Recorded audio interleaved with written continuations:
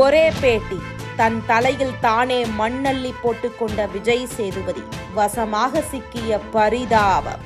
பல நாட்களாக ஊடகங்களில் சர்ச்சையில் சிக்காத விஜய் சேதுபதி தற்போது மீண்டும் தனது ஒரே பேட்டி மூலம் சர்ச்சையில் சிக்கியிருக்கிறார். தற்போது விஜய் சேதுபதி தனது கருத்தை மட்டும் தெரிவிக்காமல் அமைச்சரின் பெயரையும் சேர்த்து குறிப்பிட்ட காரணத்தால் மீண்டும் சர்ச்சை கிளம்பியிருக்கிறது. சமீபத்தில் திரைப்படம் ஒன்று சம்பந்தமாக செய்தியாளர்களை சந்தித்தார் விஜய் சேதுபதி. அப்போது அவரிடம் ஹிந்தி மொழி படிப்பது சரியா என நிருபர் ஒருவர் கேள்வி எழுப்பினார். நேரடியாக சரி தவறு என கூறாத விஜய் சேதுபதி இந்த கேள்வியை இங்க ஏன் கேட்கிறீங்க என கேள்வி கேட்ட நிருபரை நோக்கி பதில் கேள்வி எழுப்பினார். அத்துடன் இங்க யாருமே ஹிந்தி கற்க எதிர்ப்பு தெரிவிக்கல, ஹிந்தியை திணிப்பதைத்தான் எதிர்ப்பதாக கூறினார். இங்குதான் தற்போது விஜய் சேதுபதியின் இரட்டை வேடம் வெளிவந்திருக்கிறது.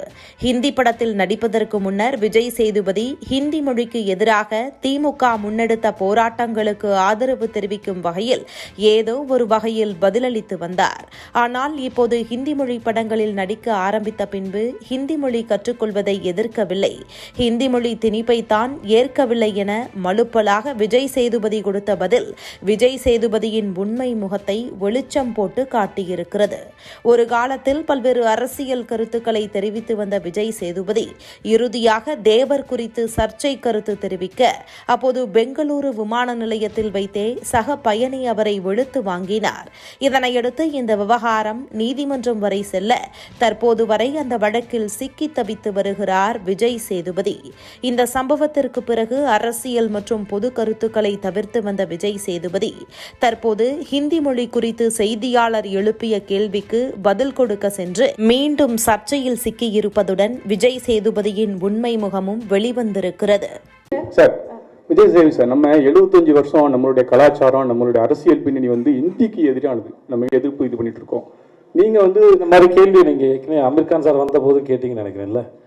ஆமா, எல்லா சமயத்தையும் இந்த கேள்வி எதுக்கு இந்த சார் எதுக்கு இந்த கேள்வி நாங்க என்ன கேட்கணும், இந்த கேள்வி படிக்கணுமா வேண்டாமா? நீங்க என்ன மாதிரி ஆள்கிட்ட கேட்டு என்ன போதும் உங்களுக்கு? எதுக்கு இந்த கேள்வி கேட்கணும்? பிரஸுக்கு எதுக்கு இந்த கேள்வி முதல்ல?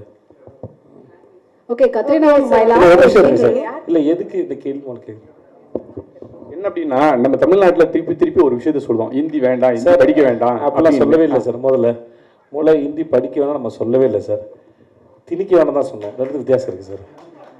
இங்க யாருமே படிக்க வேணாம்னு சொல்லவே இல்லை சார். இங்க படிக்க ஆளுன்னு கிடையாது. நீங்க கேள்வியே தப்பா கேட்குறீங்க சார். அது தேவையில்லாத கேள்வியும் கூட இந்த இடத்துல. ஸோ யாருமே அது சொல்லவும் இல்லை. இங்கே படிச்சுட்டு தான் இருக்கிறாங்க, யாரும் தடுக்கலை. அதுக்கான விளக்கம் நம்ம பிடிஆர் சார் இடத்துல கொடுத்துட்டு பாருங்க, தெளிவாக இருக்கும் உங்களுக்கு. நினைக்கிறேன். தேங்க்யூ.